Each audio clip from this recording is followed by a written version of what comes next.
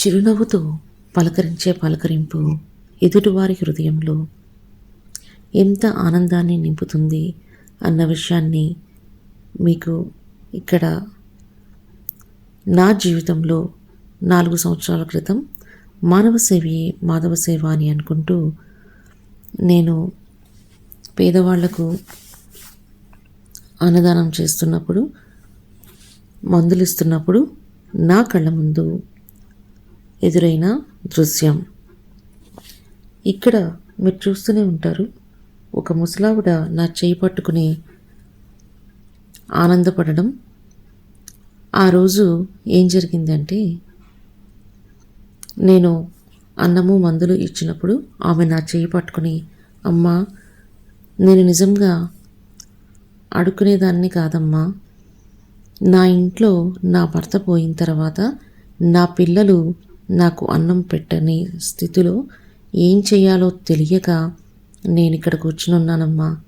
ఎవరు కూడా నన్ను సరిగ్గా పట్టించుకోలేదు. కానీ నువ్వు వచ్చి చాలా ప్రేమగా అమ్మా ఎలా ఉన్నావు అని అడిగి నాతో మాట్లాడుతూ నాకు అన్నం పెట్టడమే కాకుండా నాకున్న వ్యాధులకు మందులను కూడా ఇచ్చెళ్తున్నావమ్మా అని చెప్పి నా చెయ్యి పట్టుకుని ఆనందంతో కన్నీళ్ళు పెట్టుకుందండి. ఇది BHLలో జరిగిన సంఘటన. ఇక్కడ అందరికీ కూడా నేను ఒక విషయాన్ని తెలియచేస్తున్నాను. కన్న తల్లిని ఎప్పుడూ కూడా మనము రోడ్డు మీదకి వచ్చేలా చేయకూడదండి. ఒక్క నిమిషం మన పిల్లలు కూడా మనల్ని ఆ విధంగా చేస్తే అసలు మన పరిస్థితి ఏంటి అన్న విషయం ఒక్కసారి ఆలోచిస్తే ఎవరు కూడా ఈ విధంగా చేయలేరు.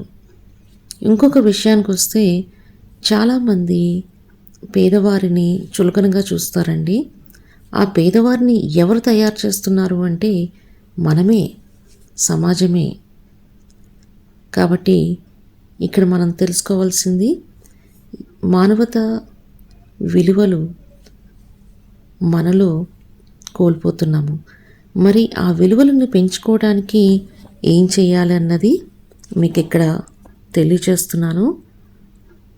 స్పిరిచువల్ సెల్ఫ్ డాక్టర్గా అసలు నేను ఎందుకు మారాలి అని అంటే, ఇక్కడ సందర్భాన్ని అనుసారంగా చేసుకుని మీకు ప్రాక్టికల్ ఎక్స్పీరియన్స్ ఇస్తున్నానండి. ఈ విధంగా మనము కన్న తల్లిని కూడా చూసుకోకుండా మానవత్వ విలువలను మర్చిపోయి రోడ్డు మీద పాడేస్తున్నాము అంటే మీకు మీరే ప్రశ్న వేసుకోండి, మీ యొక్క ఆత్మిక స్థితి ఎలా ఉంది అని. I am okay, you are okay సతో ప్రధాన స్థితిలో ఉన్నామా? I am okay, you are not okay. I am not okay, you are okay అన్న తమో ప్రధాన స్థితికి ముందు రజో ప్రధాన స్థితి అంటే మనలో స్వార్థం తయారైపోయింది, వికారాలు స్టార్ట్ అయినాయి. ఇంకా ఫైనల్గా వస్తే I am not okay, you are not okay అంటే పూర్తిగా వికారాలలోకి వెళ్ళిపోయాము, తమో ప్రధాన స్థితి. నా దృష్టిలో ఈ యొక్క పరిస్థితులను ఎవరైతే తయారు చేస్తున్నారో వాళ్ళందరి యొక్క ఆత్మిక స్థితి రజో నుంచి తమోలోకి వచ్చేసిందండి.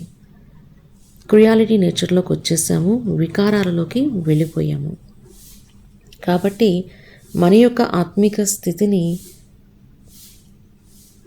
తయారు చేసుకోవాలి అంటే ఖచ్చితంగా స్పిరిచువల్ సెల్ఫ్ డాక్టర్స్గా అందరూ మారిపోవాలి. ఎవరు కూడా చులకనగా చూడొద్దండి. మీకు సాధ్యమైతే 10 మందికి మంచి చేయడానికి ప్రయత్నించండి. ఎవరిని కూడా బాధ పెట్టడానికి ప్రయత్నం చేయొద్దు.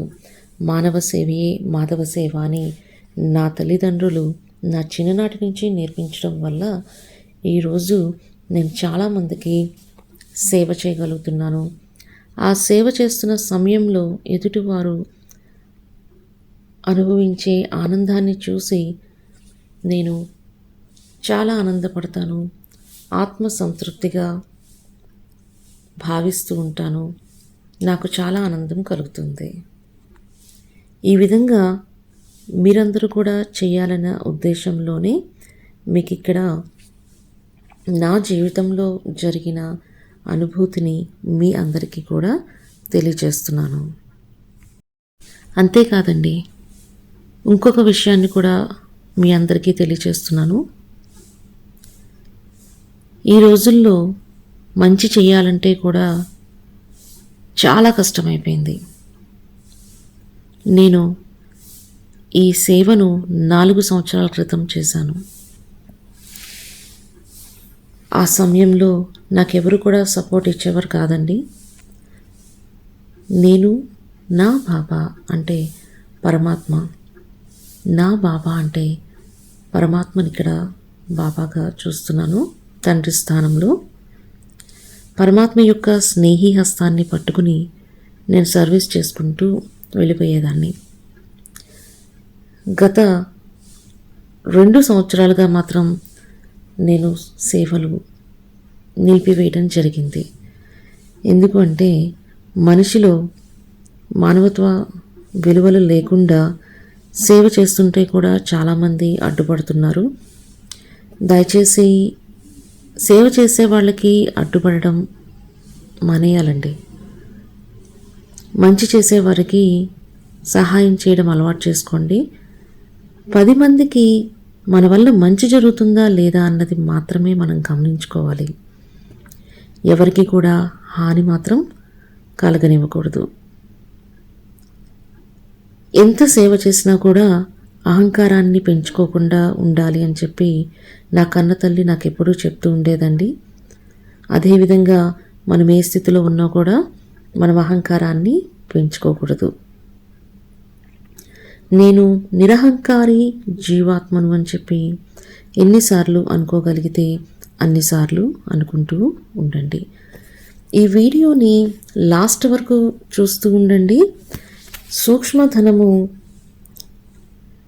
ఎవరికుంది, స్థూలధనము ఎవరికుంది అన్న విషయం కూడా మీకు ఇక్కడ అర్థమవుతుంది.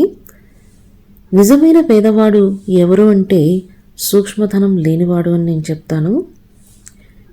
ఎందుకు ఆ విధంగా చెప్పాను అన్న విషయాన్ని మీరు ఈ వీడియో లాస్ట్ వరకు చూస్తే అర్థమవుతుంది. సూక్ష్మధనం ఏంటి, స్థూలధనం ఏంటి అన్న దాని గురించి నేను ప్రత్యేకంగా వేరొక వీడియో చేస్తానండి. ఇప్పుడు మన అందరము కూడా మన తల్లిదండ్రులందరినీ ప్రేమగా చూసుకుందాము. మనకు జన్మనిచ్చిన తల్లిదండ్రులను కూడా మనం సరిగ్గా చూసుకోలేకపోతున్నాము అంటే ఈ మానవ జన్మ తీసుకొచ్చేము అనడానికి అర్థం లేనే లేదు అన్న విషయాన్ని అర్థం చేసుకుని ఈ వీడియోని ప్రతి ఒక్కరికి కూడా దయచేసి ఫార్వర్డ్ చేయండి. ఇప్పటి వరకు మనకు తెలుసో తెలియకో పొరపాట్లు చేసుంటాము.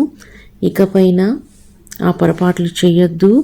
మీకు తెలిసినంత వరకు, వీలైనంత వరకు ఎదుటివారిని చిరునవ్వుతో పలకరిస్తూ పరమాత్మ యొక్క స్నేహి హస్తాన్ని అందుకుని పరమాత్మ ఛత్రఛాయలోకి వచ్చేయటానికి ప్రయత్నం చేయండి. ఏ సమస్య వచ్చినా నేను నా బాబా అని భగవంతుని పట్టుకోండి.